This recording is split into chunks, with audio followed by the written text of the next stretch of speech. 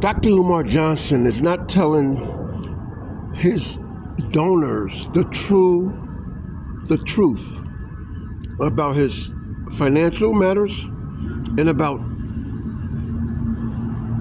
the imaginary school, because I call it an imaginary school now. Now that I caught on what he was doing, or what he is still continue to try to do by asking for donors, this is how it goes. Dr. Umar Johnson found the loophole. He found the loophole not only in purchasing real estate, he found the loophole in the banking system, and he found the loophole in the Internal Revenue Service. The loophole is this: an individual who want to be in exemption status under Title 26 of the United States Code A, B, C, D, or E, regarding to an organization or institution, profit or non-profit, that individual can apply for the status, must pay a fee for the application. But if that individual chose for a waiver of the application, that individual can put in requesting for a waiver, and that takes quite some time, between 2 to 5 years, unless you pay an additional fee to get a speedy expedite. Now, under Title 12 of the United States Code Banking, they have a privacy section. And the privacy section is Chapter 35, Section 7, under banking privacy. Dr. Umar, this is what he did. He said, okay, I'm going to establish an African image, at the same time apply for exemption status to open up an institution, school. The Marcus Garvey Frederick Douglass Pan-African School. Frederick Douglass was an abolitionist. I don't think he was a Pan-African. I know for a fact, because I come from out of Kodak Town, Rochester, the Underground Railroad, Susan B. Anthony, Frederick Douglass. If you go to Rochester right now, you see what I'm talking about. You know what I'm talking about. So, here's the problem. Dr. Umar Johnson found the loophole. He could ask individuals, mainly blacks. Now, don't take this in a wrong way, who are not inclined to do any research when you have a presentation presented to you and it's for the good of a young youth regarding to your race. He got the presentation.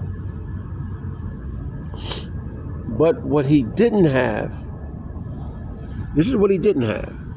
He didn't have the security nest, whereas the Internal Revenue Service will find out exactly what he's doing and get the financial institution to freeze his accounts. Once they do that, he cannot do anything unless he's appear up in court with an attorney to resolve the matter quick and swiftly. That he have not done. So now he's asking for his donors to donate money for what?